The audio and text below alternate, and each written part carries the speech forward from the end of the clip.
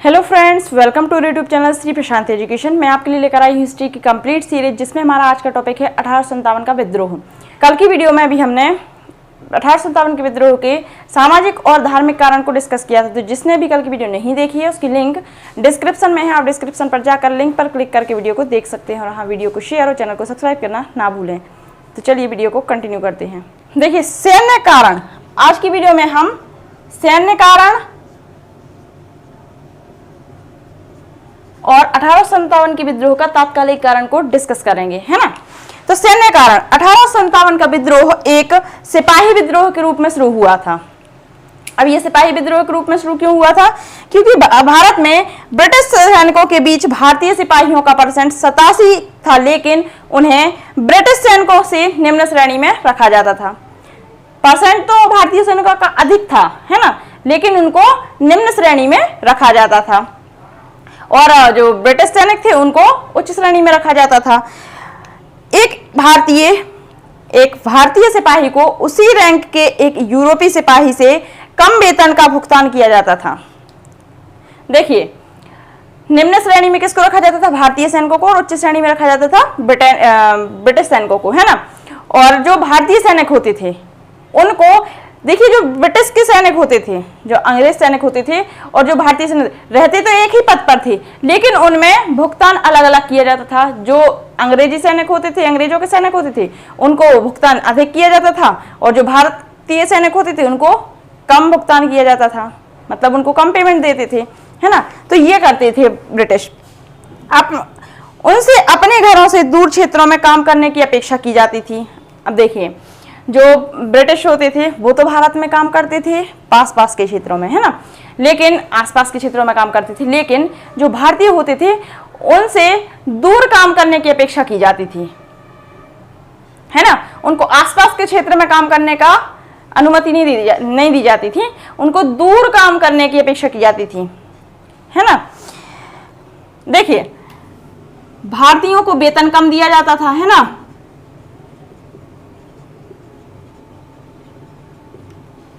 वेतन कम दिया जाता था और उनको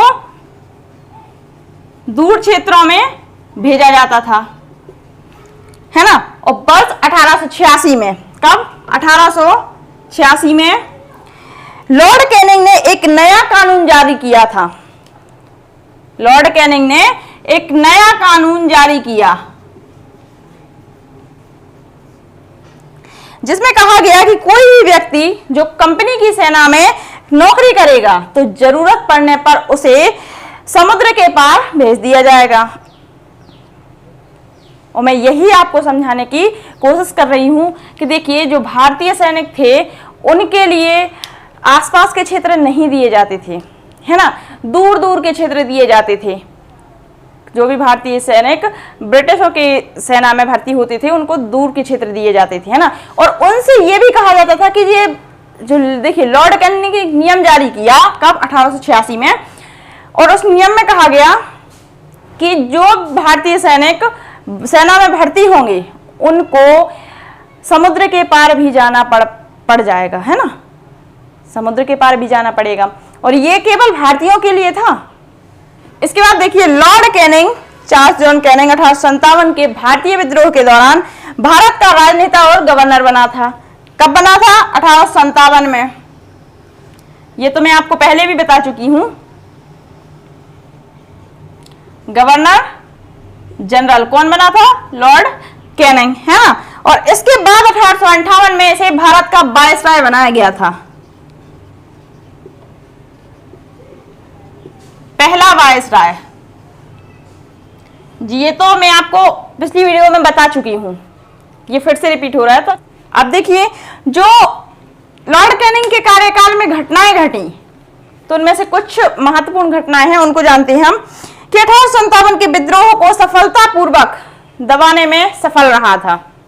ये जो 1857 का विद्रोह हुआ था,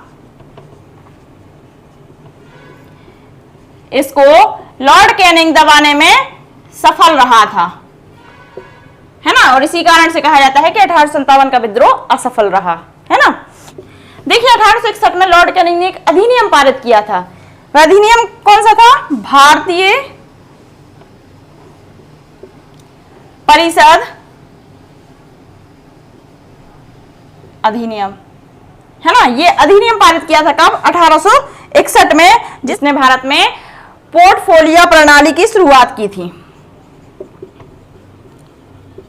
पोर्टफोलियो प्रणाली की शुरुआत की थी, है ना। साथ ही व्यापकता के सिद्धांत को वापस लेना, जो 1857 के विद्रोह का मुख्य कारण बना था। व्यापकता सिद्धांत, इसको लॉर्ड कैनिंग ने वापस ले लिया था। लॉर्ड कैनिंग ने वापस ले लिया था कब? 1858 में। व्यापकता के सिद्धांत को लॉर्ड कैनिंग ने वापस ले लिया था, क्योंकि व्यापकता का सिद्धांत ही 1857 का मुख्य कारण बना था, है ना। और इस सिद्धांत में क्या होता है ये तो मैं आपको पहले बता ही चुकी हूं। व्यापकता के सिद्धांत में जो भी राजा होते थे, जो शासक होते थे जिस क्षेत्र के, अगर उनका कोई भी उत्तराधिकारी नहीं होता था तो उससे उस क्षेत्र को छीन लिया जाता था, है ना। और उनको उनका उत्तराधिकारी गोद लेने का अधिकार नहीं था। तो इस सिद्धांत में ये होता था, मैं आपको दोबारा बता रही हूं, है ना। इसके बाद आपराधिक प्रक्रिया संहिता का परिचय किसके शासनकाल में हुआ था? लॉर्ड कैनिंग के। आपराधिक प्रक्रिया संहिता परिचय, देखिए लॉर्ड कैनिंग के काल में ही भारतीय उच्च न्यायालय अधिनियम पारित हुआ, है ना। और ठीक है, तो ये थे कुछ सैन्य कारण। देखिए सैन्य कारण, 1857 का विद्रोह एक सिपाही विद्रोह के रूप में शुरू हुआ था, है ना। और जो ब्रिटिश सेना में भर्ती होते थे भारतीय, उनका परसेंट ब्रिटिश सैनिकों से अधिक होता था, है ना। लेकिन फिर भी उनको वेतन कम दिया जाता था। परसेंट तो अधिक होता था लेकिन उनको निम्न श्रेणी में रखा जाता था और ब्रिटिश सैनिकों को उच्च श्रेणी में रखा जाता था। साथ ही उनको वेतन भी कम दिया जाता था और उनको दूर क्षेत्रों में भेज दिया जाता था। और उसके बाद देखिए 1857 का जब विद्रोह हुआ था तो उस टाइम 1857 में लॉर्ड कैनिंग को भारत का गवर्नर जनरल बनाया गया था, है ना। और उसके बाद उसे 1858 में पहला वायसराय बनाया गया था। साथ ही देखिए लॉर्ड कैनिंग ने 1886 में एक नया कानून जारी किया, जिसमें कहा गया कि जो भारतीय सैनिक हैं वो सेना में अगर भर्ती होंगे तो उनको समुद्र के पार भी जाना पड़ेगा, है ना। तो ये नियम भी उनको, ये कानून भी पारित कर दिया गया, उनके लिए एक नया नियम रख दिया गया। उसके बाद 1857 में देखिए जो लॉर्ड कैनिंग था वो 1857 का विद्रोह दबाने में सफल रहा था और उसने 1861 में भारतीय परिषद अधिनियम पारित किया, जिसमें पोर्टफोलियो प्रणाली शुरुआत की गई थी और व्यापकता का सिद्धांत उसने वापस ले लिया था, है ना। और आपराधिक प्रक्रिया संहिता परिचय और भारतीय उच्च न्यायालय अधिनियम इसी के शासनकाल में पारित हुआ था।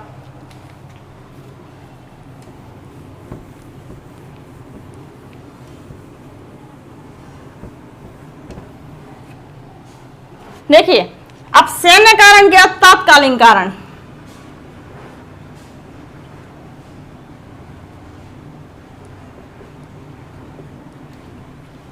तत्कालीन कारण 1857 के विद्रोह के तत्कालीन कारण सैनिक थे।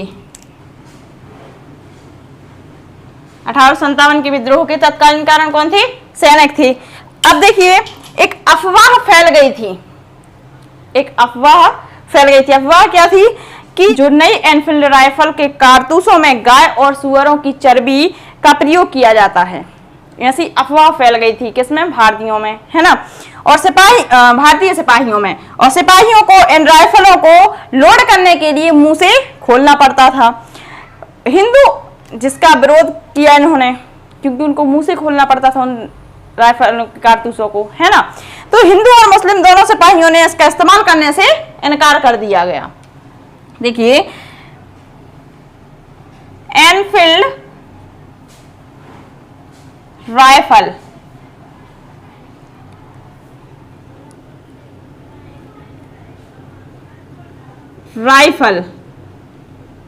राइफलों में जो कारतूस यूज होते थे जो कारतूस यूज होते थे उनमें गाय और सुअरों की चर्बी का इस्तेमाल किया जा रहा था। किसका? गाय और सुअर।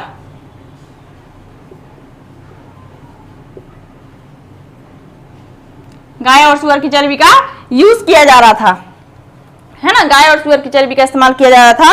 और इससे हिंदू और मुस्लिम दोनों सिपाहियों ने इसका इस्तेमाल करने से मना कर दिया था।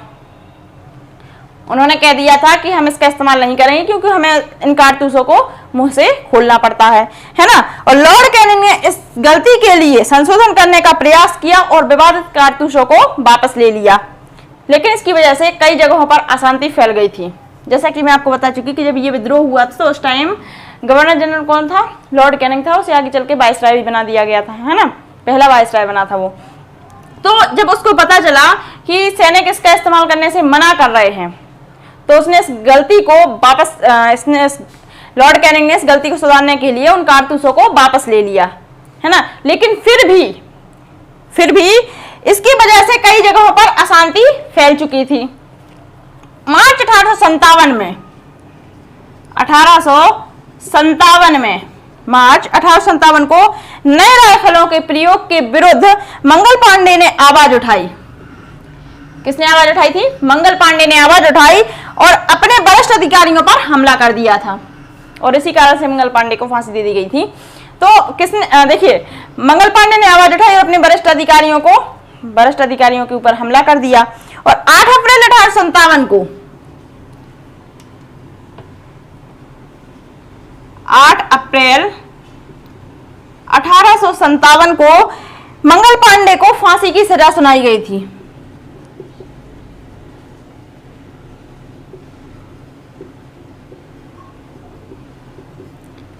है ना, 1857 में इन्होंने इसका विरोध किया था और जो उनके वरिष्ठ अधिकारी थे उनके ऊपर हमला कर दिया था, है ना।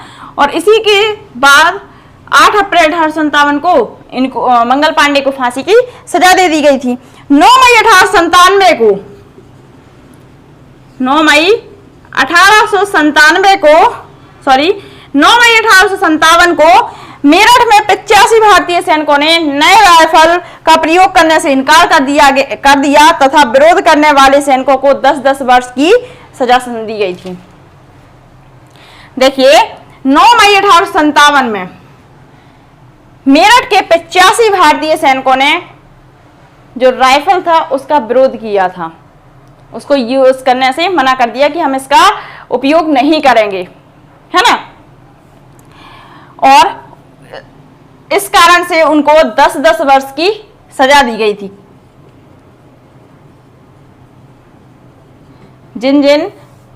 देखिए कितने 85 भारतीयों ने किया था इसका विरोध, उन 85 भारतीयों को ही इसकी 10-10 वर्ष की सजा सुनाई गई थी, है ना। तो देखिए तत्कालीन कारण क्या रहा? मेन तो सैनिक थे, है ना। तत्कालीन कारण 1857 के विद्रोह के तत्कालीन कारण सैनिक थे, है ना। देखिए एनफील्ड राइफल, एक नई राइफल आई थी जिसमें जो कारतूस यूज हो रहे थे, इस राइफल में जो कारतूस यूज हो रहे थे उनमें उनके अंदर क्या भरा था? गाय की चर्बी और सुअरों की चर्बी का प्रयोग किया जा रहा था, है ना। तो गाय और सुअर की चर्बी का इस्तेमाल किया जा रहा था सिपाहियों को इन राइफलों को लोड करने के लिए। देखिए सिपाहियों को इन राइफलों को लोड करने के लिए उन कारतूसों को मुंह से खोलना पड़ता था, है ना। और हिंदू, जिस कारण से उन सिपाहियों ने इसका विरोध किया और हिंदू और मुसलमान दोनों सिपाहियों ने इसका विरोध किया था, जिससे लॉर्ड कैनिंग ने इस राइफल को वापस ले लिया था। लॉर्ड कैनिंग ने इस गलती के लिए संशोधन करने का प्रयास किया और विवादित कारतूसों को वापस ले लिया, लेकिन इसकी वजह से कई जगहों पर अशांति फैल चुकी थी, है ना। और मार्च 1857 को नए राइफल के प्रयोग के विरुद्ध में मंगल पांडे ने अपने वरिष्ठ अधिकारियों पर हमला कर दिया था, जिसके कारण 8 अप्रैल 1857 में मंगल पांडे को फांसी की सजा सुनाई गई थी। और 9 मई 1857 को 85 भारतीय सैनिकों ने इन कारतूसों का प्रयोग करने से मना कर दिया था, जो नई राइफल आई थी उसका प्रयोग करने से मना कर दिया, जिसके कारण उनको 10-10 वर्ष की सजा सुनाई गई थी, है ना। तो ये कुछ कारण थे जिसके कारण ये 1857 का विद्रोह हुआ था। और इसके असफलता के कारण और जो भी रह गए हैं उनको हम आगे वीडियो में डिस्कस करेंगे। Thank you. अगर आपको वीडियो पसंद आई हो तो वीडियो को लाइक करें, चैनल को सब्सक्राइब करें, बेल आइकन को प्रेस करना ना भूलें ताकि आने वाला नोटिफिकेशन आपको मिलता रहे, और वीडियो को अधिक से अधिक शेयर करें।